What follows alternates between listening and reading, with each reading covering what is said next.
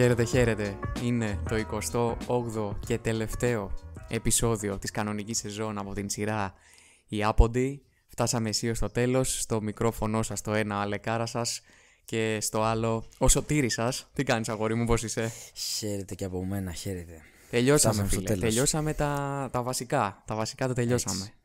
Έτσι. Τώρα πάμε στα ωραία και στα κρίσιμα. Έτσι. Και στα αγχωτικά. Τα αγχωτικά, δεν ξέρουμε τι θα γίνει τώρα. Αυτή η Μακάμπι, μία δεν έχει έδρα, μία να πούμε τώρα είναι η ώρα που έχουν γίνει προσπάθειες βομβαρδισμών με drones και τέτοια. Έχουν γίνει λίγο στον αέρα, δεν ξέρω αν το διάβασες. Τα έχω δει, ναι. Όχι τα πολεμικά. Αν διάβασες τώρα ότι δεν ξέρουν πότε θα παίξουν. Αυτό εννοώ. Ναι, το έχω δει και αυτό. Κάπου πήρε το μάτι μου σήμερα ότι. Σήμερα είναι Κυριακή, να το πούμε. Ναι. Ότι θα πετάξουν το βράδυ, οπότε λογικά την Τρίτη θα παίξουν κανονικά.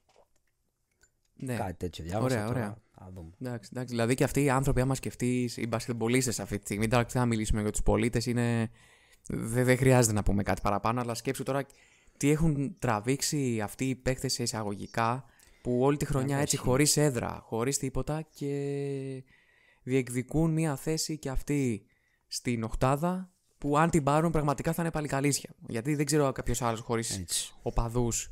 Στην ουσία έπαιζαν πάντα ή εκτός έδρας ή φιλικό. Τίποτα παραπάνω. Ναι. Εντάξει.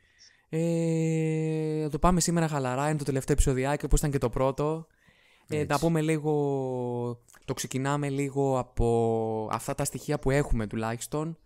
Ωραία. Με την πρώτη εξάδα να τερματίζει ως εξής, για πες τη μοσή, έτσι για... Οκ, Ρεάλ πρώτη με 27-7, Παναθηναϊκός δεύτερος 23-11 σε ισοβαθμία με τη Μονακό, απλά υπερτερή, άρα η Μονακό είναι τρίτη. Ισοβαθμία στη θέση 4-5 Μπαρτσελόνα Ολυμπιακός στο 22-12, υπερτερή Μπαρτσελόνα. Ισοβαθμία στο 6-7 Φενέρ Μακάμπι στο 20-14, υπερτερή Φενέρ όμως και στέλνει τη Μακάμπι στα play-in. Μπασκόνια 8η 18-16 και 9-10 με 17-17 Εφές και Μπολόνια. Ελεύθερη πτώση για την Μπολόνια, όπως το έχουμε πει το Δεκέμβρη. Εντελώς. Δηλαδή άλλες 3-4 να είχε, κάπως θα την πέρναγε. Αν και δεν ξέρω βέβαια. Νομίζω ότι η Παρτιζάν δεν είναι στα πολύ καλά της, ναι. Τέλος πάντων, τα μόνα σίγουρα λοιπόν, φίλε, είναι αυτή τη στιγμή που μιλάμε Μακάμπι Μπασκόνια για μια. Που να πούμε αυτή τη στιγμή ότι. Επειδή δεν είναι και φυσιολογικά φτιαγμένα, αλίμονο που θα ήταν, ο νικητής του Μακάμπι Μπασκόνια περνάει και παίζει με τον Παναθηναϊκό. Ο ηττημένος θα έχει μια δεύτερη ευκαιρία και θα παίξει με τον νικητή του Ανατολού Εφές Μπολόνια. Μην νομίζει κάποιος ότι θα περάσει ένας από κάθε ζευγάρι. Εσύ το ξέρω ότι το ξέρεις, αλλά επειδή δεν θέλω να το παίζω έξυπνος, μέχρι και εγώ που ασχολούμαι, νόμιζα ότι ένας από εδώ, ένας από εκεί και περνάμε. Αλλά τελικά είναι έτσι όπως τα λέω. Το λέω γιατί ας το ξεκινήσω πάλι λίγο ανάποδα. Έχουν λυσάξει όλοι ότι να δούμε λίγο πώς παίζει η Μακάμπι και ποια είναι η Μακάμπι και ποιον θα αντιμετωπίσει ο Παναθηναϊκός. Εγώ δεν το έχω τόσο σίγουρο. Και αν είναι να περάσει η Μακάμπι, γιατί να μην περάσει, δηλαδή σε έναν αγώνα να κερδίσει η Μπασκόνια, να παίξει ο Παναθηναϊκός με την Μπασκόνια και μετά η Μακάμπι να περάσει από το άλλο ζευγάρι. Ενώ, ξέρεις, σε έναν αγώνα το έχουμε πολύ σίγουρο, ρε παιδί μου. Δεν έχω δει κάποιον να πει. Εντάξει, σίγουρο δεν είναι. Απλά είναι καλύτερη ομάδα, νομίζω, στην Μπασκόνια. Είναι. Και σίγουρα θα προτιμούσε ο Παναθηναϊκός στην Μπασκόνια. Σίγουρα. Νομίζω. Νομίζω κι εγώ, γιατί έχει πιο συγκεκριμένα πράγματα να σταματήσεις. Αλλά το θέμα είναι ότι δεν το λέω ως το ποιον θέλει ο Παναθηναϊκός. Εγώ το λέω ότι. Εντάξει, δεν έχω δει έναν άνθρωπο να πει. Να κάνει έτσι τα ματσαρίσματα με την Μπασκόνια, τίποτα. Όλοι θεωρούν δεδομένο θα κερδίσει η Μακάμπι. Θυμίζω και οι δύο ομάδες έχουν κερδίσει από μία φορά την άλλη στην έδρα τους φέτος. Εντάξει. Μία Μακάμπι που δεν θα έχει έδρα. Τώρα δεν ξέρω, θα γίνουν μετακινήσεις. Δεν ξέρω τι έχει γίνει εκεί πέρα. Νομίζω ζήτησε να αλλάξει έδρα, να μην παίζει εκεί που έπαιζε, για να έχει κόσμο. Τώρα τι θα γίνει δεν ξέρω. Δεν έχω διαβάσει κάτι παραπάνω. Ναι. Τι κόσμο να έχει τώρα η Μακάμπι. Καλά, ναι. Ποιος θα πάει τώρα να κάνει τέτοιο πράγμα, να κάνει εννοώ με αυτό που γίνονται στη χώρα τους, να ασχοληθούν με αυτά. Τέλος πάντων, και το άλλο είναι το Ανατολού Εφές Μπολόνια. Δύσκολα τα πράγματα για την Μπολόνια. Το hype και η φόρμα δείχνει Εφές. Το θέμα είναι ότι όπως ξανά πάμε αυτό το ζευγάρι θα αντιμετωπίσει ξανά τον ηττημένο, που αν μου επιτρέπεις, νομίζω ότι ο ηττημένος του πρώτου ζευγαριού είναι τεράστιο πράγμα που έχει άλλη μια ευκαιρία και δεν είναι πάλι τόσο σίγουρο ότι θα περάσει η ΕΦΕΣ. Και θα είναι και στην έδρα του.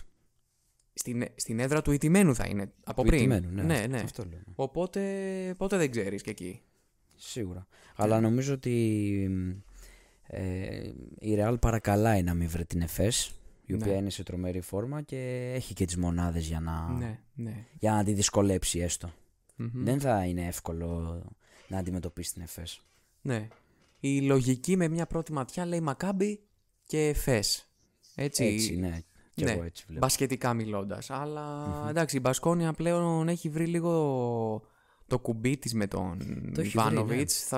Έχει βρει το κουμπί με τον Χάουαρντ, ο οποίος μπαίνει μέσα και πυροβολάει και μπαίνουν τα πάντα. Έχει μέσο όρο 30 πόντους στα τελευταία 5 παιχνίδια. Και εντάξει, είναι η Μπασκόνια και θέλει προσοχή. Εγώ για αυτό που είπες για τη Ρεάλ θα σου πω κάτι. Επειδή ξέρεις, έχει ακούσει και αυτή πολλά μετά από το 62-64 με buzzer beater. Με buzzer beater δεν νίκησε. Ναι, το Ζαλγκίρις Ρεάλ. Α, ναι. Ναι. Θα σου πω ότι για εμένα, εγώ πιστεύω ότι η Ρεάλ έχει ρίξει ρυθμούς εδώ και καιρό. Ξεκάθαρα. Και τώρα θα δούμε και την κανονική Ρεάλ, και την κανονική Μπάρτσα. Για εμένα. Δηλαδή και η Μπαρτσελόνα πιστεύω ότι, ειδικά στο τελευταίο παιχνίδι, δεν είχε ούτε αυτή να κερδίσει κάτι. Ένα ανούσιο παιχνίδι ήταν για εκείνη. Το λέω επειδή κάποιοι λένε ξεφούσκωσε και καλύτερα. Εντάξει, όχι, καλά. Δεν νομίζω ότι κάποιο κοίταξε το τελευταίο παιχνίδι τη Μπαρτσελόνα για να δει. Όχι. Η ομάδα. Είναι, έτσι κι αλλιώ έκανε, άμα δει και τους χρόνους συμμετοχής και αυτά, έχει κάνει αρκετό μεγάλο rotation. Ναι. Ο Λαμπροβίτολα δεν έπαιξε καν. Ναι. Δεν είχε καν λόγο να παίξει και καλά έκανε δηλαδή και τον ξεκούρασε. Από τη στιγμή που είχε καπαρωμένη τη θέση. 25 λεπτά ήταν ο περισσότερος χρόνος, το οποίο ήταν ο Ρούμπιο κιόλας, που είχε ανάγκη να τα πάρει. Απλά η Real είχε το αβάντζο ότι είχε κλειδώσει την πρώτη θέση από πολύ νωρίς, οπότε θα μπορούσε να κάνει την κοιλιά αυτή ή το ντεφορμάρισμα ή το να σταματήσει να παίζει ή δεν ξέρω κι εγώ τι, αρκετά μεγάλο χρονικό διάστημα. Ναι. Χωρίς να απειλείται δηλαδή. Ναι.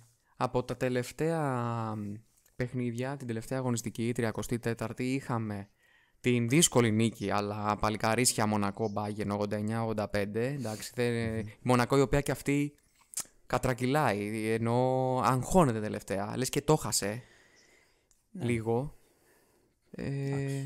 Το χάσε. Δεν είναι ότι πρέπει να την νικάει όλους. Νομίζω τώρα θα δούμε η κάθε ομάδα τι μπορεί να πιάσει. Αυτό.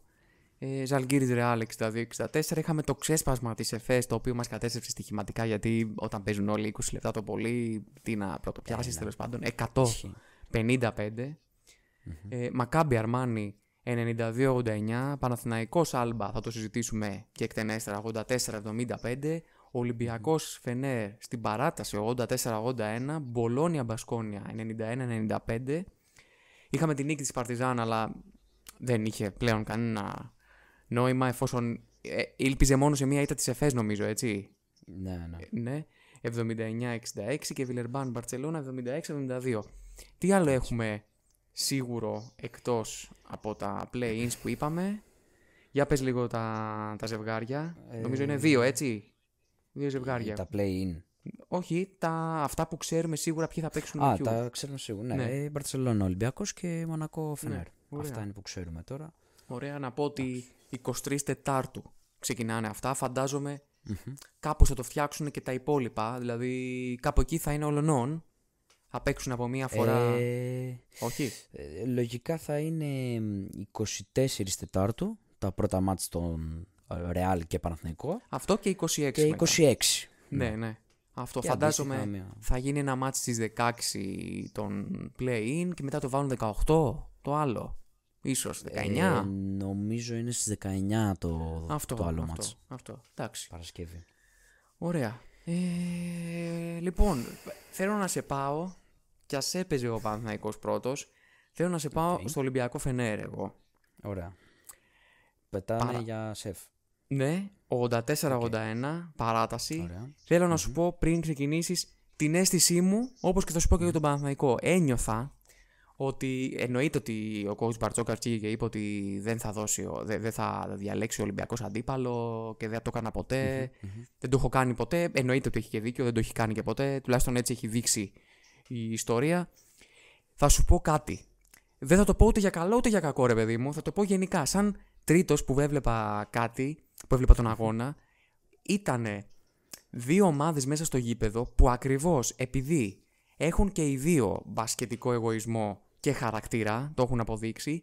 Ναι, μεν καμία δεν ήθελε να χάσει, αλλά πώς να σου το πω, επειδή καμία δεν είχε πρόβλημα ούτε να χάσει, ούτε να κερδίσει, επειδή δεν τους νοιάζει τι αντίπαλο θα διαλέξουν, να το πω έτσι πιο όμορφα, αυτό έβγαινε μέσα στο γήπεδο. Δεν ξέρω αν το καταλάβαινες εσύ που ήσουν και μέσα. Δηλαδή, έλειπε η ένταση και ας ήρθε και παράταση και ας ήρθε και το σκόρ έτσι όπως ήρθε. Ποια είναι η γνώμη σου? Χωρίς να σημαίνει ότι είναι κακό. Ήταν δύο ομάδες που δεν είχαν άμεσο κίνητρο, δηλαδή να σκυλιάσουν, αλλά ταυτόχρονα δεν ήθελαν και να χάσουν, αλλά δεν θα δίναν και το 100%. Ναι, όχι, το καταλαβαίνω τι λες. Ναι. Νομίζω ότι η αλήθεια είναι κάπου στη μέση, ίσως και να ισχύει αυτό που λες. Όντως δεν υπήρχε κίνητρο. Δηλαδή το μοναδικό κίνητρο που είχαν και οι δύο ομάδες ήταν, αρχικά να το πω αλλιώς, ότι και οι δύο φάνηκε ότι δεν θέλαν να επιλέξουν αντίπαλο. Αυτό. Οι δύο μπήκαν για να κερδίσουν. Ναι. Αλλά όχι και για να νικήσουν με το μαχαίρι στα δόντια, κατάλαβες. Ναι. Κοίταξε, το ακούω αυτό που λες. Ναι. Όντως δεν υπήρχε κίνητρο αντικειμενικά. Ναι. Εντάξει, παίξανε νομίζω για την τιμή των όπλων τους, για το πρεστίζ, για να κλείσει η χρονιά με μια νίκη, ανεξάρτητα αν θα πέφτανε η κάθε ομάδα στην Μπαρτσελώνα ή στη Μονακό. Ναι. Ήταν ένα πολύ περίεργο παιχνίδι, γιατί ήταν οι δύο ομάδες που ενδιαφερόντουσαν για το ποια ομάδα θα είναι η αντίπαλός τους. Ναι. Ο Ολυμπιακός νομίζω ότι έδειξε και το απέδειξε ότι αυτό που είπες, ότι δεν επιλέγει αντίπαλο, γιατί ποιος θα πήγαινε να πέσει πάνω στην Μπαρτσελώνα, όσο χάλια και αν είναι η Μπαρτσελώνα, όσο και αν του ταιριάζει περισσότερο ή λιγότερο ή οτιδήποτε και αν ακούγεται. Κανένας δεν θέλει την Μπαρτσελώνα στα play-off. Ναι. Και καμία ισπανική ομάδα φυσικά. Αυτό. Και άμα το βλέπαμε και σε λίγο βάθος χρόνου, αν πες ότι περνάει ο Ολυμπιακός, στον ημιτελικό του Final Four θα αντιμετωπίσει κατά πάσα πιθανότητα τη Real, που είναι το πιο δύσκολο μονοπάτι που θα μπορούσε να επιλέξει. Ναι. Μα εγώ κατάλαβες αυτά όλα, δεν τα είπα στοχοποιημένα. Τα είπα ότι. Ναι, αυτό. Δηλαδή τώρα ο Ολυμπιακός στην ουσία, κερδίζοντας αυτό που είπες, καταφέρει να παίξει back to back με ισπανικές. Αν πρώτο ο Θεός περάσει την Μπαρτσελώνα, μετά πρέπει να αντιμετωπίσει και τη Real για να πάει στον τελικό. Έτσι. Που αυτό νομίζω ότι δείχνει ότι δεν ήθελε να δώσει το παιχνίδι και θα μπορούσε να το κάνει. Βρέθηκε και στην κανονική διάρκεια 1,5 λεπτό πριν το τέλος 5 πόντους πίσω και στην παράταση 5 πόντους πίσω, που αν ήθελε να επιλέξει, νομίζω ότι εκεί θα κατέβαζε λίγο διακόπτη, θα είχαν ένα σουτ και νομίζω ότι θα τελείωνε. Αυτά σε γενικές γραμμές. Ναι.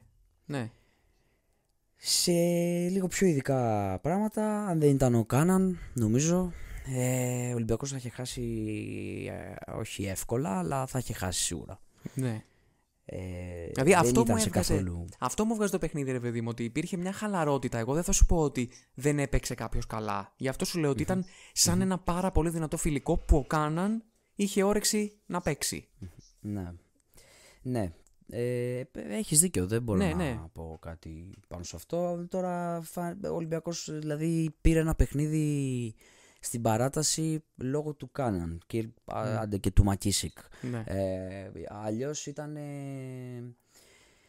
ήταν πολύ κακό, πολύ κακή ομάδα, ενώ φαινόταν ότι δεν, πώς να το πω, ότι δεν είχαν όρεξη, ότι δεν... Αυτό κατάλαβε γιατί το είπα. Ενώ δεν έχω δηλαδή ήταν και σεφ, ήταν και στο σεφ, αλλά εγώ νομίζω ότι ήταν ξεκάθαρο αυτό που λέμε. Ότι οι παίκτες, ξέρεις, σου έχω πει μερικές φορές ότι. Όχι, έχω πει ότι είναι τεράστιο πράγμα να έχει ο παίκτης κάτι μέσα στο κεφάλι του. Ακόμα και εκατομμύρια που παίρνουν. Και οι 10 που ήταν στο παρκέ όλη την ώρα, οποιασδήποτε ομάδας, είτε από αναπληρωματικούς, δεν είχαν κάτι ξεκάθαρο. Οπότε παίζαν για να παίξουν. Δηλαδή ο Κάναν θα μπορούσε να έχει 1 στα 7 και να έχει χάσει ο Ολυμπιακός και ακριβώς το αντίθετο. Δεν είδα δηλαδή Για να μην νομίζει κάποιο ότι το λέω από την πλευρά του Ολυμπιακού, ούτε από τη φενέριδα κανένα μπάσκετ που να προσπαθεί να Σταματήσει κάτι συγκεκριμένο ή κάτι απίστευτο σε πλάνο. Τίποτα. Ήταν νομίζω έτσι ο αγώνας που θα μπορούσε να έχει βάλει ένα buzzer beater η Φενέρ και να έχει νικήσει, ας πούμε. Αυτό. Ναι, ναι. Ναι, ισχύει. Ναι, ναι. Εντάξει. Φάνηκαν κάποιες αδυναμίες, η αλήθεια είναι. Εντάξει, το ντεφορμάρισμα του Πίτερ συνεχίζεται και αυτό είναι που με προβληματίζει περισσότερο απ' όλα. Παρότι την αγκαλιά και το σούσι. Παρότι αγκαλιά και σούσι. Ναι, εντάξει. Εντάξει, έλα τώρα αυτό. Πλάκα, ναι. Ναι. Αυτό το ντεφορμάρισμα του Πίτερ είναι κάτι το οποίο με προβληματίζει και είναι το μοναδικό που θα κρατήσω από το συγκεκριμένο παιχνίδι. Αυτό και την εμφάνιση του Γκάναν. Εντάξει, αυτά τα δύο. Ναι. Δεν ξέρω τι συμβαίνει. Πρέπει να καθαρίσει λίγο το μυαλό του. Επιστροφή Μιλουτίνοφ. Συγγνώμη τώρα, έτσι για το καλό να. Πολύ σημαντικό. Εντάξει. Περιμένουμε και τον Πετρούσεφ. Ναι. Να δούμε. Λογικά θα είναι στα playoff. Τα 4 λεπτά πιστεύεις του Μιλουτίνοφ, τα 4 λεπτά του Μιλουτίνοφ πιστεύεις ότι ήταν ξεκάθαρα να πάρει ψυχολογία ή δεν του βγαίνει το παιχνίδι και δεν χρησιμοποιήθηκε άλλο? Όχι, ή να μην ρισκάρουν. Ήταν ξεκάθαρα απλά να μπει λίγο, να πάρει την ψυχολογία. Γιατί ήταν πραγματικά, μπορεί να φανεί αστείο, αλλά στα 4 λεπτά ήταν πολύ καλός. Μα ήταν εξαιρετικός. Δεδομένου ότι είχε να παίξει 2 μήνες, πόσο, 3. Ναι. Πήρε και ένα καλάθι και φάουλ, τα rebound τα πήρε. Ακριβώς. Ένα καλάθι και φάουλ και ένα κανονικό καλάθι. Όχι, και 2 βολές. Ένα καλάθι και φάουλ και 2 βολές. Και πήρε 3 rebound σε 4 λεπτά, 10 στο σύστημα αξιολόγησης, δηλαδή δεν είχαν άλλοι παίκτες τόσο. Ισχύει. Εντάξει, ο ξενερωμένος Κάναν κατά κάποιους μπήκε μέσα, έκανε το παιχνίδι του. Είναι αλόκοτος παίκτης. Ναι. Πραγματικά δεν μπορώ να καταλάβω τι γίνεται στο μυαλό του. Πυροτεχνήματα. Και προβληματίζει και πολύ για το τι θα γίνει με το καλοκαίρι. Δεν ξέρω. Ναι. Δεν ξέρω. Είναι αυτό που είχες πει. Το θέμα είναι να μην πάει στο επόμενο παιχνίδι, ειδικά τώρα που η μπάλα καίει και κάνει 1 στα 9. Αυτό είναι που προβληματίζει, φαντάζομαι, και τους προέδρους και όλο το σωματείο που λέγεται Ολυμπιακός. Γι' αυτό ακούγεται ό,τι ακούγεται για τον Γκάναν και πιστεύω δεν έχει κερδίσει, ας πούμε, ακόμα μια ανανέωση συμβολαίου. Όχι ότι δεν την αξίζει, αλλά είναι λίγο ότι μήπως να γίνει μια αλλαγή σε αυτή τη θέση. Τι να πω. Με τέτοιες εμφανίσεις, ναι. Μακάρι να κάνει τέτοιες εμφανίσεις και στα play-off και ας ανανεώσει. Εντάξει. Δεν μας πειράζει. Και έχουμε... Αν κάνει τέτοιες εμφανίσεις στα play-off, νομίζω ότι ο Ολυμπιακός έχει πολύ μεγάλη τύχη. Έχει μεταγραφεί. Ναι, έχει μεταγραφεί. Θα σου πω εγώ για Σίγμα, ο οποίος, δηλαδή εκεί που περιμέναμε να είναι ο λογιστής της ομάδας και να παίζει μόνο Ελλάδα και να λέμε εμείς οι δύο ότι άμα ο Σίγμα έχει συμβιβαστεί, είμαστε ok εμείς, ξαφνικά έχει πάρει από τότε με τους τραυματισμούς των ψηλών όλο και περισσότερο χρόνο συμμετοχής. Βέβαια, ξαναλέμε, ήταν και το παιχνίδι περίεργο, αλλά δεν πάει να παίζει 21 λεπτά ο Σίγμα. Έβγαλε τα κάστανα από τη φωτιά, θα πω. Γιατί ξαναλέω, ο Πίτερς ήταν πολύ κακός. Ναι. Δεν βλεπόταν όσο και αν ακούγεται σκληρό αυτό. Δηλαδή, εντάξει, η αστοχία είναι μέρος του παιχνιδιού. Πες, πάει στο καλό. Δεν τον κρίνω από το αν ήταν εύστοχος ή άστοχος. Τον κρίνω από το γεγονός ότι δεν είχε καθαρό μυαλό ο Πίτερς. Έπαιρνε τα rebound και τα χάνε. Δηλαδή δεν τα πιάνε στα χέρια του. Ερχόταν ο Καλάθης από πίσω εξωγήινος και του έκλεβε την μπάλα, λες και. Ο οποίος πήρε 8 rebound, Ο Καλάθης. Ναι. Πόσα επιθετικά είχε? Από τα 8. Ένα. Ναι, βασικά ήταν κλεψίματα. Ναι. Ένα κλέψιμο. Εντάξει. Τέλος πάντων. Εντάξει, πιστεύεις έχει επηρεαστεί? Έτσι να συζητήσουμε λίγο πιο φιλικά. Έχει επηρεαστεί αυτό ή υπάρχει ένα δεφορμάρισμα?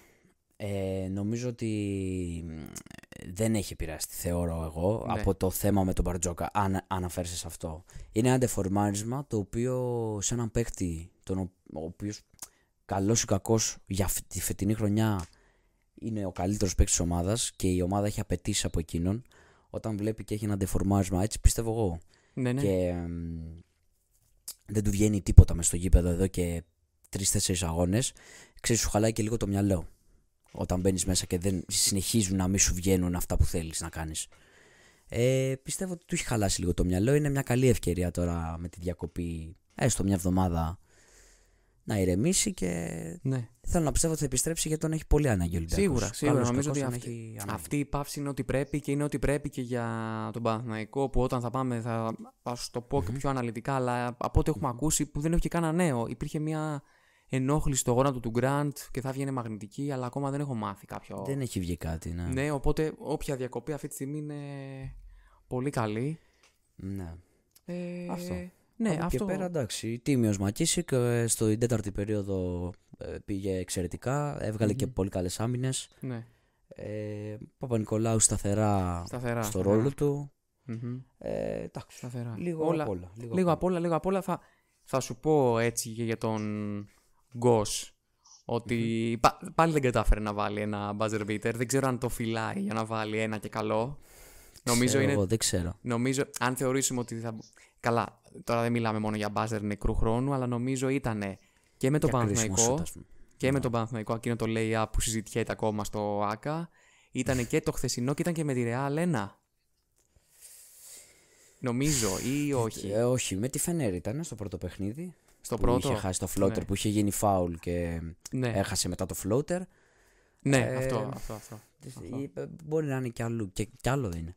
Ναι. Έχει βάλει ένα με την Αρμάνι κρίσιμο. Ποιο ήταν πέρυσι το παλικάρι που είχατε με το 10 που είχε βάλει ένα μπάζερ με τη Φενέρ, γαμώτο. Που τον δώσατε και πήρατε τον Γκος. Ναι. Δεν θυμάμαι. Όχι, εντάξει, σε πειράζω. Θέλω να μου πεις λίγο από την Φενέρ. Εντάξει. Είναι δικό μας παιδί, είναι Έλληνας, εννοώ δικό μας Έλληνας, όχι Παναθηναϊκός. Είναι σε επικίνδυνη ηλικία, θα πω έτσι, για να σπάσω λίγο τον πάγο, ο Παπαγιάννης για να κάνει τέτοιες εμφανίσεις, φίλε. Δηλαδή, μερικές φορές λέω... Τι ήταν, καλή ή κακή? Όχι, κακή. Καλή ήταν.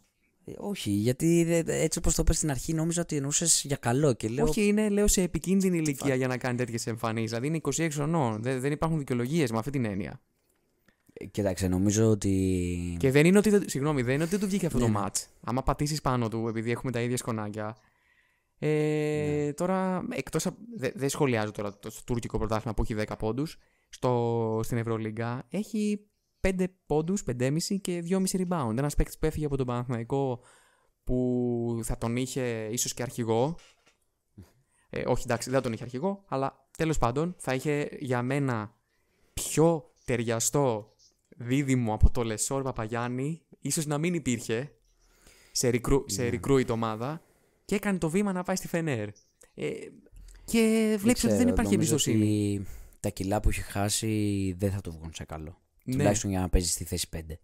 Δεν είναι για το 5, δεν μπορεί να παίξει τα πεντάρια της EuroLeague πλέον.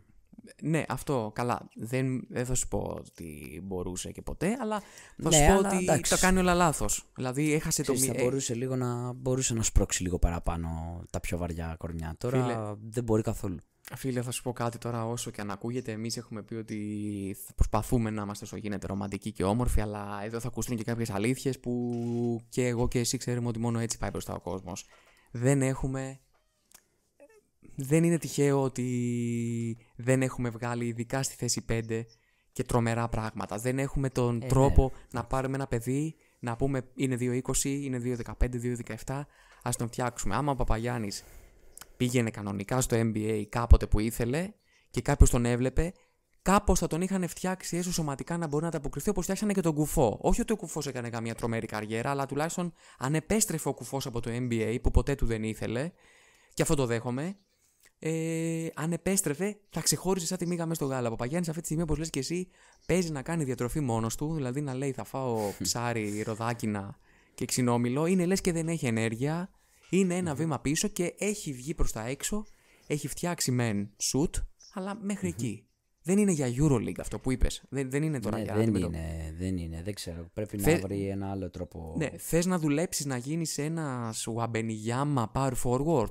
Το ακούω, αλλά είναι πολύ δύσκολο γιατί είσαι σε πολύ μεγάλη ηλικία. Αλλά δεν γίνεται. Θες να φτιάξεις μια σουτάρα και να έχεις 50% στο τρίποντο, σαν power forward. Οκ. Έτσι όπως παίζει με τη φωτιά. Και δεν ξέρω αν μπορεί να δουλευτεί κάπως. Ναι, αυτό είναι το πιο σημαντικό που λες. Δεν ξέρω αν υπάρχει προοπτική για κάτι καλύτερο. Ναι. Πάντως κάποια στιγμή πέρσι, όταν έφυγε από τον Παναθηναϊκό, που συζητάγαμε ενδεχομένως να τα έχουμε πει και στο podcast, μια ενδεχόμενη επιστροφή του Παπαγιάννη στην Ελλάδα. Νομίζω ότι. Εντάξει, καλά, για του χρόνου σίγουρα δεν χωράει στον Ολυμπιακό, αλλά. Ναι. Έτσι όπως τα έκανε, εγώ θυμάμαι κιόλας. Θυμάσαι που σου είχα πει ότι θα μπορούσε. Γιατί για εμένα. Ναι, τότε θα μπορούσε. Τώρα όμως. Και οι δύο ελληνικές ομάδες θα κινηθούν για πολύ δυνατά ονόματα ελληνικά. Το έχουν ανάγκη και είχαμε πει παρέα ότι Παπαγιάννης. Πολύ καλή πάσα μου κάνεις. Ναι, Παπαγιάννης, Θανάσης, Ντόρσεϊ. Και ποιος άλλος, Ρογκαβόπουλος όχι ακόμα, αλλά αυτοί οι τρεις. Όχι Ρογκαβόπουλος, είναι κι άλλος ένας, τον οποίο ξεχνάς. Και μπορεί να είναι ο αντικαταστάτης του Λούτζι του χρόνου. Έτσι. Και το Λιόπουλος, ναι, οκ. Να πω λίγο. Δεν λέω τον Τολιόπουλο. Α, ποιον? Έναν καραφλό εξωγήινο, λέω. Δεν ξέρω. Α, ναι. Ναι, το καραφλό παιδί που. Ναι, ωραία. Το καραφλό παιδί. Ναι, νομίζω ότι θα είναι μια. Έχω πολύ σεβασμό για τον Καλάθι. Έχει έρθει και σε εποχές καλές, αλλά έχει έρθει και σε εποχές άσχημες, που αυτό εγώ το εκτιμώ. Έχει την εμπειρία, φαίνεται. Απ' την άλλη, έχει ρίξει πολλούς ρυθμούς που και δεν ξέρω αν χωράει στον Ολυμπιακό, ρε φίλε, έτσι όπως παίζει. Γιατί. Κοίτα, παίζει 25 λεπτά στη Φενέρ. Ρε, αντί για του Λούτζι το δέχομαι, αλλά ο Λούτζι παίζει πολύ λίγο. Δεν μπορείς να πεις ότι θα πάρω αντί για Λούτζι Καλάθι. Αυτό εννοώ. Ναι, αλλά νομίζω ότι δεν θα παίζει το ρόλο που είχε ο Λούτζις. Θεωρώ ότι θα είναι πίσω από το walk-up. Αν γίνει αυτό, έτσι. Όχι, εγώ το θεωρώ αρκετά πιθανό. Με ένα walk-up να παίζει τις άμυνες που όλοι ξέρουμε. Και στο οργανωτικό κομμάτι είναι αυτός που ξέρουμε. Ναι. Να έρχεται από πίσω να δίνει 15 λεπτά, σου λέγω, όχι 20. Ναι. 15 λεπτά ο Καλάθης με τα. Δες το, ας πούμε, τα στατιστικά με τον Ολυμπιακό τώρα. Έχει 8 rebound, 7 assist. Να μου δίνει 5 rebound με 4 assist. Ο δεύτερος. Ναι, όχι. Νομίζω ότι είναι. Μα έχει 5 rebound και 4 assist. Ακριβώς ό,τι είπες. Τα έχει αυτά σε 22 λεπτά βέβαια. Ναι, θα είναι και 36. Γιατί όχι να μην πει να παίζω 15 λεπτά. Μια χαρά, εγώ το ακούω. Ναι. Και νομίζω ότι. Το λέω, ξέρεις γιατί. Εντάξει, αν έμπαινε ο Παναθηναϊκός στο παιχνίδι, νομίζω ότι είχε τον πρώτο ρόλο. Απλά θεωρώ ότι δεν θα κινηθεί για τον Καλάθι ο Παναθηναϊκός. Αν κινηθεί για γκάρ, θα κινηθεί για ίσως νεότερο γκάρ, ίσως και καλύτερο γκάρ και έναν διαφορετικό τύπου γκάρ. Οπότε και επειδή ο Καλάθης, νομίζω έχω διαβάσει ότι θέλει την επιστροφή του στην Ελλάδα. Ναι, κάπου είδα και στο Sportal. Έχω διαβάσει ότι τρέφει αρκετά μεγάλο σεβασμό. Είπε και ο ίδιος, το είπε για τον Μπαρτζόκα. Είπε ότι συζήτησαν, αλλά τότε για κάποιον λόγο δεν έτυχε απλά να τα βρουν. Δηλαδή χωρίς να έχει κανένα θέμα με το να γυρίσει. Οι ρόλοι, κάτι είπε νομίζω για τους ρόλους, ότι. Ναι. Εντάξει, το κρατάμε και το καλοκαίρι. Κλασικά καμπαρτζοκικά μωρέ. Θα του είπε: θες να έρθεις και να παίζεις 5 λεπτά, γιατί εγώ συμπάθω τους άλλους περισσότερο. Θα είπε ο Καλάθης όχι και δεν ήρθε το παιδί. Εντάξει, θα δούμε. Θα δούμε, γιατί είπαμε και ο walk-up δεν ξέρω και αυτός αν θα πέσει να μου πεις 26 παίζει. Εντάξει, θα δούμε. Νομίζω Κοίτα, άμα το προσέξεις τώρα που ανέβηκε ο Γκος ο χρόνος του, που είναι υγιής και έχει ανέβει ο χρόνος του Γκος, ο walk-up παίζει στο 25 λεπτό πάνω κάτω. Ναι. Μπορεί να είναι 27, μπορεί να είναι 23. Ναι, ίσως να κλέψουμε και κάτι από Λαρετζάκη, να κλέψουμε και κάτι από. Ναι, οκ, σου λέω το ακούω. Να χαλαρώσουμε λίγο Παπα-Νικολάου. Όχι ότι παίζουν όλοι αυτοί στην ίδια θέση, αλλά κατάλαβες. Άμα κλέψεις λίγα λεπτά από όλους. Ναι. Εντάξει, τον Παπα-Νικολάου θα το χαλαρώσουμε το Δεκέμβρη, εκεί που γίνονται τα κοψίματα στο NBA. Ναι. Τότε θα χαλαρώσει ο Παπα-Νικολάου. Μέχρι τότε θα πρέπει να τραβήξει λίγο κουπί. Ναι, σίγουρα. Ωραία. Θα ακούω όλα αυτά. Θα είμαστε νομίζω καλοκαιράκι, να ξέρεις. Πρέπει να κάνουμε podcast μεταγραφολογίας. Δεν μπορούμε να καθυστερήσουμε να το έχουμε. Σίγουρα. Μπορεί να μην κάνουμε κάθε εβδομάδα, αλλά με ένα update μία κάθε 2 εβδομάδες πρέπει να έχουμε. Καλά, ισχύει, ναι. Ισχύει, θα το έχουμε, θα το δούμε. Απλά τώρα είμαστε και λίγο ανοργάνωτοι φέτος. Το κανονίσαμε και τελευταία στιγμή. Ναι. Εντάξει. Του χρόνου θα είμαστε πιο έτοιμοι και πιο οργανωμένοι. Ναι. Ωραία. Τέλος πάντων, με εκείνα και με όλα αυτά που έγιναν λοιπόν, ο Ολυμπιακός θα παίξει με την Μπαρτσελώνα. Αυτό δεν αλλάζει. Η Φενέρ θα παίξει με τη Μονακό. Ο χρόνος θα δείξει τι θα γίνει. Απ' τη μία κάποιοι λένε ότι η Μπαρτσελώνα είναι η ισπανική ομάδα, έτσι να πούμε και τις δύο εκδοχές, δύσκολη, έτσι, σε καλή φάση φέτος και πάντα διεκδικήτρια Final Four και ήδη με 2 νίκες ψυχολογικά εναντίον του Ολυμπιακού. Άλλοι λένε, που να σου πω την αλήθεια, γέρνω προς τα εκεί ότι μπορεί ο Γκριμάου να νικήσει άλλες 3 φορές τον Μπαρτζόκα. Εμένα η απάντησή μου είναι προς το όχι. Μακάρι. Ναι, βλέπεις έτσι, εγώ είμαι 100% δίκαιος. Δεν ξέρω. Εγώ θα σου πω ότι δεν είχα. Εγώ ήξερα εξ αρχής, επειδή την ξέρω την ομάδα τόσα χρόνια, ότι δεν θα επιλέξει αντίπαλο. Ήμουν σίγουρος ότι θα παλέψει για την νίκη, εφόσον της βγήκε πέφτει στην Μπαρτσελώνα. Εντάξει, τώρα το να έχεις μια ισπανική ομάδα στα play-off σημαίνει πολλά. Είναι λίγο καλύτερη έδρα όσο να είναι από τη Μονακό. Θεωρώ ότι ενδεχομένως κάποια αμφισβητούμενη φάση να πάει προς την Μπαρτσελώνα, επειδή είναι η Μπαρτσελώνα. Ναι. Θέλω να πιστεύω ότι οι διαιτησίες θα είναι καλές στα play-off, γιατί οι ομάδες που θα είναι στα play-off το αξίζουν. Ναι. Είναι όλες πολύ καλές και οι 8 που θα μπουν. Οπότε εντάξει, τώρα από εκεί και πέρα ένα καλό μάτς στο Παλάου Μπλαουγκράνα, να κάνεις το break και μετά να παλέψεις να πάρεις 2 νίκες εδώ. Ακριβώς. Θα δούμε. Ακριβώς. Μπορεί να πάει και το παιχνίδι στα 5 μάτς. Στα 5 μάτς και ξέρεις ότι εκεί πέρα ο Άγιος Γιώργιος είναι αυτός που κάνουμε επίκληση. Τώρα που δεν έχουμε Άγιο Γιώργιο, τώρα τι. Ναι, είναι αυτός που κάνουμε επίκληση όμως. Πού ξέρεις. Καλά, γίνονται πολλές επικλήσεις φέτος στους Αγίους, οπότε μπορεί και να ξέρω εγώ. Μπορεί να βοηθήσουν, μπορεί να το δουν και στραβά, δεν ξέρω. Θα έρθει, πιστεύεις, στα παιχνίδια του ΣΕΦ, θα έρθει. Ξέρω κι εγώ, δεν ξέρω. Πρέπει. Αλλά λόγος θα το δούμε. Πρέπει. Λοιπόν, νομίζω αυτά. Δεν έχει και ούτε εγώ με τον Παναθηναϊκό θα σε κουράσω πολύ με μπασκετικά. Να φεύγουμε, πάμε ΟΑΚΑ. Πάμε ΟΑΚΑ, ναι. Παναθηναϊκός έκανε ένα παιχνίδι ακριβώς όπως το περίμενα, μπορεί και χειρότερο. Τρολάροντας τους πάντες και τα πάντα. Θα σου πω και γι' αυτό. Όχι τη δικαιολογία, θα σου πω ότι όπως είπα, γιατί θέλω να λέω και για τους δυο μας, πώς έβλεπα τον αγώνα του Ολυμπιακού, θα σου πω ότι ο Παναθηναϊκός όχι απλά έπεσε, βούτυξε στην παγίδα ότι πρέπει να κερδίσουμε, την ψυχολογική παγίδα. Είχε μόνο αυτό το άγχος. Πόσο είπα πριν, δεν είχε καμία από τις δύο, αλλά είχαν και οι δύο εγωισμό. Σε αυτό το μάτς είχε μία ομάδα άγχος, και ας ήταν ανώτερη, αυτό φαινόταν μες στο γήπεδο. Για να μην πω ακριβώς πώς έπεσε στην παγίδα. Λοιπόν, θα πω ότι το άγχος φαινόταν μέχρι ακόμα και η τρίτη περίοδος, που είναι από τις πιο σημαντικές, ήταν για την Άλμπα. Απλά ο Παναθηναϊκός όταν έπρεπε στα τελευταία και να πει όπα, έχουμε φτιάξει μια χρονιά, μην την καταστρέψουμε χωρίς λόγο, γιατί θυμίζω ότι μπαίνει στη τέταρτη περίοδο 60-63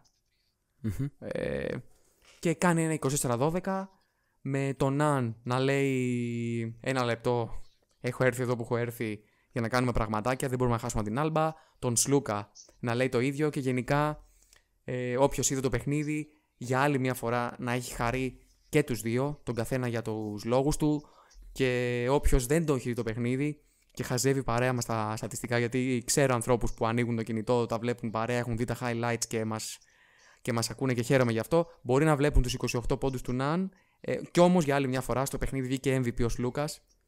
Και στην αγωνιστική. Και στην αγωνιστική. Ναι. Και τον Άναλι βγήκανε μαζί 3. Και στην αγωνιστική. Τώρα για έναν Χάουαρτ που βάλε 31 πόντους νομίζω σε αυτή την αγωνιστική. Ο Άναλι δεν ξέρω, νομίζω 34-35. Ναι. Για να καταλάβω. Ο Άναλι έβαλε καμιά 20. Ναι. Ο Σλούκας ήταν για άλλη μια φορά. Εγώ θα πω Σλούκας, Ναν και Κώστας Αντετοκούμπο ήταν οι παίχτες που τιμούσαν, χωρίς, ακούγεται λίγο σκληρό, αλλά που τιμούσαν τη φανέλα εναντίον της Άλμπα. Οι άλλοι νόμιζαν ότι θα κερδιθεί μόνη της. Αυτοί οι τρεις δεν σταμάτησαν ποτέ να παίζουν κανονικά. Όπα παιδιά, τους νικάμε και μετά πανηγυρίζουμε. Ήταν εξαιρετικοί. Ο Ναν έκανε ό,τι ήθελε επιθετικά. Ένας Ναν ο οποίος νομίζω ότι ήδη υπάρχουν όχι απλά συζητήσεις με τον Δημήτρη Γιαννακόπουλο. Τώρα δεν ξέρω αν θα τα καταφέρει. Σήμερα ανέβασε πάλι ένα καινούριο post πριν 2 ώρες. Ένα story, δεν ξέρω αν το είδες, που λέει, ανέβασε την φάτσα του Ναν και γράφει ότι μια τάκα από το Scarface, τέλος πάντων, από τις αγαπημένες του ταινίες, ότι 2 πράγματα έχω, τον λόγο μου και τις, μην το πούμε τώρα, και τα τέτοια μου, και έχω μάθει να μην τα σπάω, σαν να του λέει ότι ό,τι έχω πει θα το κάνω. Και ανέβασε τον Ναν για να το πει αυτό και όχι τον Αλπατσίνο αυτή τη φορά.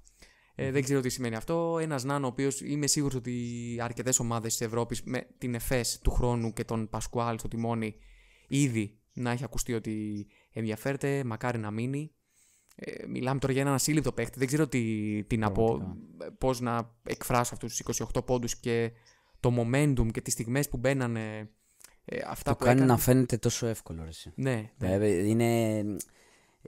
Τώρα συγγνώμη που σε διακόπτω, αλλά πραγματικά όχι, καλά εντάξει, κάνεις. είναι παίκτης του Παναθηναϊκού. Εντάξει, θα μπορούσα να κρατήσω μια πιο ουδέτερη στάση, Ναι, αλλά πραγματικά έχουμε χρόνια να δούμε τέτοιο παίκτη. Ναι, ρε παιδί. όχι Θα στην ήταν Ελλάδα, στην αμαρτία Ευρώπη, να μην το πεις, όπως δεν θα έλεγα και ναι. εγώ πέρσι για τον Σάσα. Δηλαδή, αφού Εσύ, βλέπουμε. ξέρεις τι, το κάνει να φαίνεται τόσο εύκολο. Δηλαδή, εγώ δεν Ναι. έχω ξαναδεί ούτε ο James ούτε ο Larkin δεν το κάνουν να φαίνεται τόσο εύκολο. Ναι. Αυτό Άσχετα- θα πάει στα 5 μέτρα και ξέρεις Ναι. ότι θα χάσει ένα σουτ στα 5-6. Άσχετα που μόλις είπε ο Νάν ότι είμαι ο καλύτερος επιθετικός, βάλθηκαν όλοι και ο James και ο Baldwin και όλοι αυτοί να πούν την ατάκα τους γιατί πόνεσαν. Αλλά εντάξει, σίγουρα, λογικό. Μα ήρθε τώρα ένας Αμερικάνος από το πουθενά που δεν έχει πατήσει ποτέ στην Ευρώπη Ναι, και τους έχει κάνει να μην φαίνονται. ναι. Θα σου πω κάτι, επειδή κάποιοι βλέπουν ότι εντάξει ρε παιδιά και ο Χάουαρτ βάζει 31 και ο James μπορεί να βάλει 30 και ο Λάρκιν βάζει.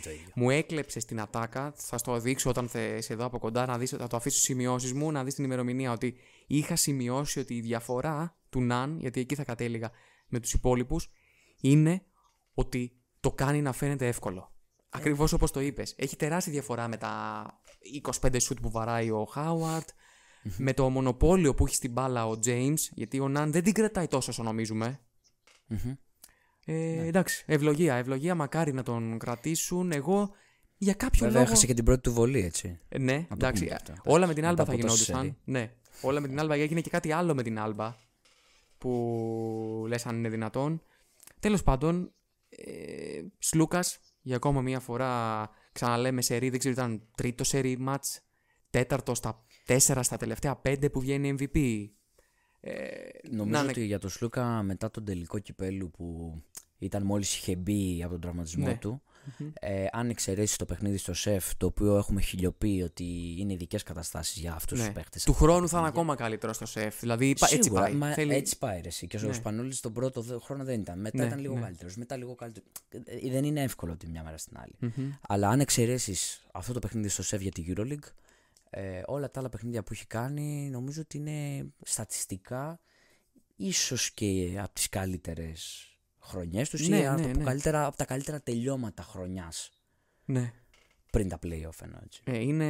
Είναι καθοριστικός, έχει τον ρόλο που θέλει πάνω απ' όλα, αυτό το να τα τελειώνει τα παιχνίδια, αυτός να παίρνει κάποιες από τις αποφάσεις. Εννοείται ότι κάνει χώρο και δίνει στον Ναν που αν με ρωτάς κουμπώνουν τρομερά που δεν το περίμενα. Δεν το περίμενα. Ο ένας κάνει πίσω για τον άλλον φανταστικά, όταν ξέρει πότε πρέπει να πάρει την μπάλα ο ένας και πότε ο άλλος. Αυτό είναι το τεράστιο πράγμα. Και το πιο μεγάλο είναι αυτό που αναφέρθηκε και από τους speaker της Nova Sports, ότι ο Ναν, και αυτό είναι που τον κάνει να ξεχωρίζει, ξαναλέω, και από κάποιους άλλους, έχει καταλάβει τόσο γρήγορα το ευρωπαϊκό μπάσκετ, γιατί όλοι οι άλλοι που τους συγκρίνουμε μαζί του παίζουν χρόνια. Έχει καταλάβει τόσο πολύ το ευρωπαϊκό μπάσκετ που πλέον δίνει 4 και 5 assist για πλάκα. Που είναι πάρα πολύ. Προσαρμοστεί πολύ γρήγορα. Που δεν είναι εύκολο για έναν παίχτη NBA να προσαρμοστεί τόσο γρήγορα σε δεδομένα τελείως διαφορετικά. Ναι, ακριβώς. Αυτό δηλαδή τώρα, άμα Σλούκας και Ναν μαζί έχουν 11 assist, είσαι πολύ καλά. Ξέρεις ότι σίγουρα, τα πράγματα πάνε καλά. Αλλά, ξαναλέω, θέλω να αφιερώσω έτσι ενός λεπτού οξυγή, κραυγή στον Κώστα Τετοκούμπο, που όποιος θέλει να πάει στα πρώτα podcast και να το πεις και εσύ τώρα που το θυμάσαι πόσες φορές τον έχω εκθιάσει. Μπορεί να μην είναι ο Ταβάρες, μπορεί να μην είναι ο Φάλ, ο Μιλουτίνοφ, όποιος να είναι, αλλά αυτό το παιδί όταν είναι υγιής μπαίνει μέσα στο γήπεδο, δίνει το 100%, από το 110% βασικά από αυτό που μπορεί να δώσει, να βγει και να πάει σπίτι του. Είναι από τους λίγους μέσα στην ομάδα που θα πάει σπίτι του και θα πει: εγώ ότι μπορούσα και μου ζήτησαν, το έδωσα. Είχε 4 τάπες. Ένιωθα ότι είχα, εσύ και μικρούλης και δεν το θυμάσαι, Μουτόμπο στους 76ers στο 2K7, 6, δεν ξέρω και εγώ τι ήταν, που Υπήρχε ένα glitch στο PlayStation, όποιος και να έμπαινε μέσα έτσι και πατούσε στην τάπα, τελείωνε. Ό,τι έμπαινε μέσα ήταν τάπα. Φοβερό πάθος. 9 πόντι μπροστά. Με 2 επιθετικά από τα 3 που έχει πάρει. Πραγματικά, αν είπες και εσύ πως ξελάσπωσε. Για ποιον είπες ότι. Ο Σίγμα. Τον Πίτερς, εγώ θα σου πω ότι το Κούμπο ξελάσπωσε έναν Λεσόρ, ο οποίος πραγματικά είναι αυτό που έχω πει και στις αρχές, ότι ο Λεσόρ δεν έχει πολύ συγκεντρωμένο μυαλό και φαίνεται και από τον τρόπο που μιλάει και από τον τρόπο που πανηγυρίζει. Είναι πολύ. Συμφωνώ. Ναι, εύκολα του παίρνει στην ψυχολογία. Ήτανε την ημέρα που έπρεπε να είναι σοβαρός και θα μπορούσε να έχει καρφώσει 20 φορές από κάτω στον κόσμο του. Στον κόσμο του εντελώς. Είχε ξεκινήσει το πάρτι στο μυαλό του. Είχε ξεκινήσει το πάρτι γιατί είναι και παρτάκιας. Ευτυχώς που ήταν ο Αντετοκούμπο. Ναι, να πούμε βέβαια ότι ο Λεσόρ ήταν εκεί για 30 κάτι λεπτά σε κάθε παιχνίδι όταν εσύ ούρλιαζες. Καλά, σίγουρα. Πόσο θα αντέξει, οπότε. Ας του δώσουμε ένα ελαφρυντικό. Ναι, για πες. Σίγουρα. Απλά το μόνο, εγώ από αυτό το παιχνίδι, το μόνο που όχι με προβληματίζει είναι ότι χρειάζεται. Δεν θα πω προβληματίζει, θα πω ότι. Γιατί ρε γαμώτο, είναι ότι πάλι χρειάστηκε να παίξουν αρκετά τα βαρόμετρα της ομάδας, να το πω. Ναι. Έτσι. 30 λεπτά ο Σλούκας, 31 ο Λάμπ, Ναι, γιατί δεν ήθελαν οι άλλοι να παίξουν κανονικά. Έπρεπε να τελειώσει νωρίτερα το παιχνίδι για να ξεκουραστούν και αυτοί. Ακριβώς. Αλλά ήταν οι μόνοι που πάλευαν. Όταν ο Βιλντόζα ζητάει. Όταν ο Βιλντόζα ζητάει. Που δεν ήταν τόσο κακός, αλλά εντάξει, όταν ζητάει χρόνο, παίρνει 10 λεπτά και κάνει αυτά, δεν γίνεται. Είχαμε και ο Γκραντ, φαινόταν ότι δεν έμπαινε, γιατί εγώ σε μια στιγμή λέω ρε παιδιά, ο Γκραντ που είναι. Και την επόμενη που μάθανε για τη μαγνητική, λέω γι' αυτό δεν έπαιζε. Ο Παπαπέτρου θα μπορούσε. Τι θα γίνει και με αυτό. Ναι, ο Παπαπέτρου θα μπορούσε να δώσει κάποιες λύσεις. Δεν έμεινε. Δοκιμάστηκε λίγο ο Καλαϊτζάκης για κάποιες άμυνες. Θα μπορούσε να μείνει παραπάνω. Ο Χουάντσο ήταν πάρα πολύ καλός. Ξανά. Όχι ο Χουάντσο, είπαμε που ήταν και στο προηγούμενο παιχνίδι, αλλά με Χουάντσο και το Κούμπο, αυτό ήταν το κλειδί για να σταματήσουν λιγάκι οι άλλοι να γλεντάνε και οι υπόλοιποι να παίζουν Σλούκας και να κάνουν το κομμάτι τους. Και συνεχίζει ο Μίτογλου να είναι ντεφορμέ. Ακριβώς. Παρότι τα άκουσε και αυτός λιγάκι, προσπάθησε. Εγώ θα σου πω ότι τον είχα δώσει στο Betflix, αν θυμάσαι, αν το παρακολουθήσεις, και είχα ότι θα του βγει ο μπασκετικός εγωισμός να αποδείξει. Και προσπάθησε να το αποδείξει. Οπότε όντως του βγήκε ο εγωισμός και ήταν άστοχος. Άλλες φορές, τις τελευταίες φορές ήταν ότι δεν συμμετείχε και πολύ. Τώρα ήταν άστοχος, είχε 1 στα 6. Στην αρχή έπαιρνε την μπάλα συνέχεια προσπαθώντας να το αποδείξει και νομίζω ότι ήταν και η παγίδα που έπεσε. Να αποδείξει. Πρέπει απλά να παίξει τον μπάσκετ του. Δεν ξέρω τι έχει πάθει. Έχει κουραστεί κι αυτό. Έχει σημασία τώρα το παιχνίδι με την Άλμπα, αφού το πήρε και κλείδωσε την καλή χρονιά. Ναι.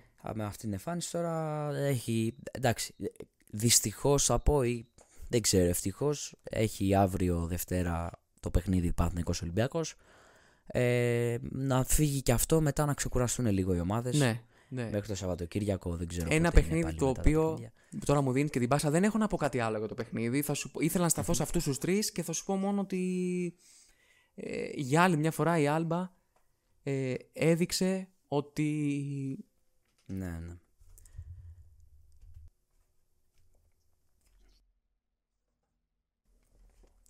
Λοιπόν, συνεχίζουμε. Είχαμε ένα μικρό προβληματάκι γιατί μιλάμε από το τηλέφωνο εδώ πέρα με το Σωτήρη. Δεν θα χάσουμε κάτι. Στο edit δεν θα καταλάβετε τίποτα. Τι λέγαμε? Ήμασταν ότι αποδεικνύουμε ότι η Άλμπα, όπως ακριβώς το έχουμε πει χιλιάδες φορές και οι δύο, κάνει το κομμάτι της. Θα το κάνει από ό,τι είδαμε. Δεν ξέρω αν το είπαμε στο προηγούμενο. Νομίζω δεν το είπαμε. Και επίσημα θα είναι η Άλμπα του χρόνου. Το είπαμε και την προηγούμενη. Δυστυχώς, νομίζω δεν το είπαμε. Μεταξύ μας το είπαμε. Ναι, δεν ξέρω τώρα για ποιο λόγο έγινε αυτό. Ο φίλος μας ο Μπερτομέου. Έκλεισε θέση η Παρί. Έκλεισε θέση η Παρί από το Eurocup. Όντως. Που νίκησε.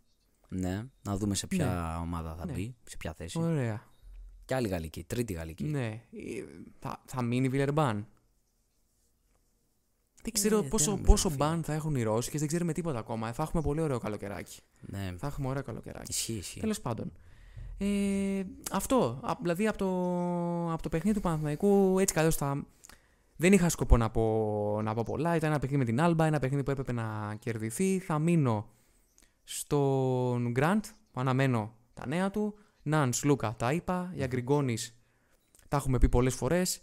Εξαιρετικός ξανά. Μπορεί να μην ήταν τρομερά εύστοχος, αλλά τα έβαλε τη στιγμή που έπρεπε. Θανάσης από μηχανιστέος. Λεσόρ πήγαινε λίγο νωρίτερα στο πάρτι, έτσι για να κάνω μια ανασκόπηση. Ερνάν Γκόμες για άλλη μια φορά τίμιος, τουλάχιστον στο αμυντικό κομμάτι. Μίτογλου, ελπίζω να το βρει. Και ψάχνουμε λίγο Βιλντόζα. Αυτό. Ψάχνουμε λίγο Βιλντόζα. Θεωρώ ότι πιστεύω ότι δεν θα πάρει καν χρόνο στα play-off και αν πάρει θα είναι κάτι 5 λεπτά. Αν είναι ο Γκραντ καλά, έτσι. Γιατί μπορεί να μην είναι καλά ο Γκραντ. Ναι. Δεν ξέρω. Θα δούμε. Μακάρι να.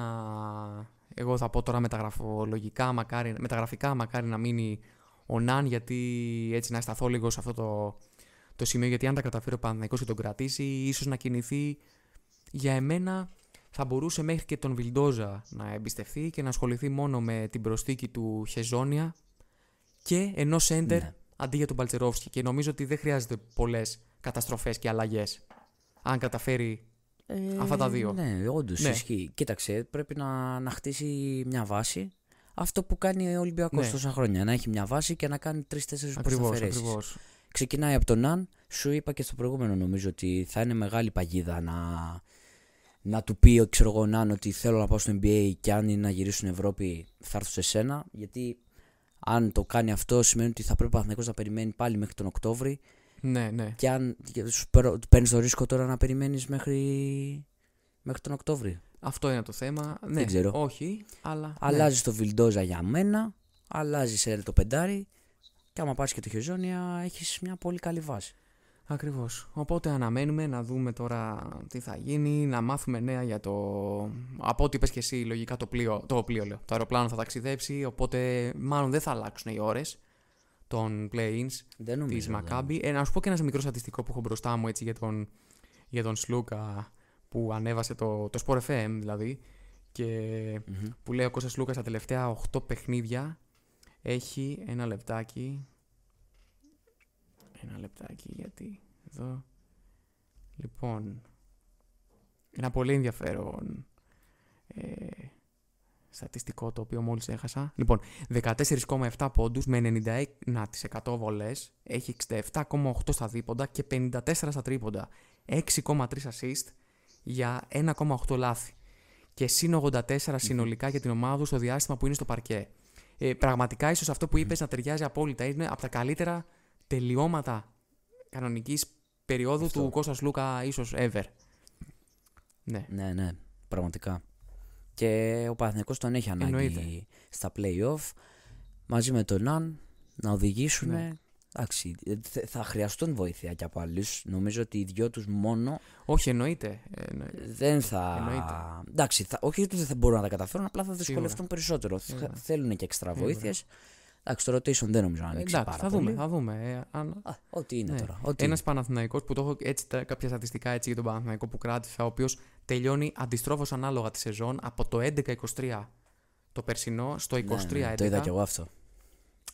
Και κάτι άλλο που θέλω να μου πεις τη γνώμη σου, επειδή δεν σου είπα πολύ ρεπορταζιακό, θέλω όμως μία ερώτηση να μου πεις την άποψή σου. Επειδή πολλοί θα πούν ότι και εν μέρει έχουν δίκιο, ο Παναθηναϊκός έριξε κάποια χρήματα για να καταφέρει ότι κατάφερε. Εγώ θα σου πω πώς βλέπω εγώ τον φετινό Παναθηναϊκό, ότι έδωσε ναι μεν κάποια χρήματα να πάρει κάποιους παίκτες, αλλά δεν ήταν ότι πήρε όλη την αφρόκρεμα της Ευρώπης ή του NBA για να τα καταφέρει να είναι δεύτερος. Πήρε παίκτες τους οποίους έπρεπε να κάνει μια υπεραξία, γιατί αλλιώς δεν θα μπορούσε να τους πάρει, όπως είναι ο Σλούκας, όπως είναι ο Χουάντσο, δεν θα μπορούσε αλλιώς να τους φέρει, αλλά όχι ότι αυτοί ήταν και οι καλύτεροι που υπάρχουν, ας πούμε. Εντάξει, ο Σλούκας είναι από τους κορυφαίους, αλλά δηλαδή δεν είναι ότι πήρε τον James, τον Ταβάρες, τον Χεζόνι, αυτούς που θέλει να πάρει, ας πούμε, του χρόνου. Και πού θέλω να καταλήξω όλο αυτό. Ναι.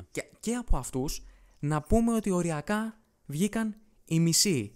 Και όλο αυτό γιατί το λέω, για να καταλήξω ότι και ο Αταμάν έχει πολύ μεγάλη ευθύνη για αυτό το 23-11 και τη δεύτερη θέση που παίρνει ο Παναθηναϊκός, και δεν είναι μόνο κάποια χρήματα που παίζανε μπάσκετ, γιατί τουλάχιστον ο φετινός Παναθηναϊκός, όχι εννοείται για σένα, αλλά παίχτηκε και μπάσκετ. Δεν ήταν ότι απλά αγοράσαμε τους καλύτερους και τους αφήσαμε να παίξουν.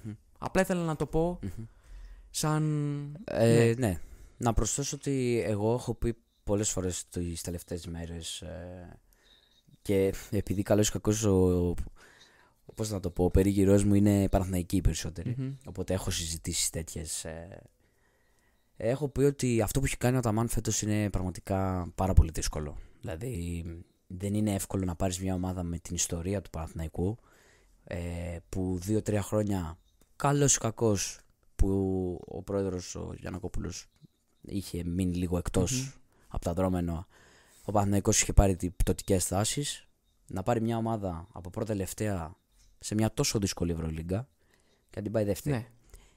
Η αλήθεια είναι ότι τις πρώτες αγωνιστικές της Ευρωλίγκας, που ακόμα οι παίκτες δεν είχαν χημεία, που ακόμα δεν είχε έρθει ο Ναν, δεν περίμενα ότι θα φτάσουμε στο σημείο ο Παναθηναϊκός να διεκδικεί όχι την δεύτερη θέση.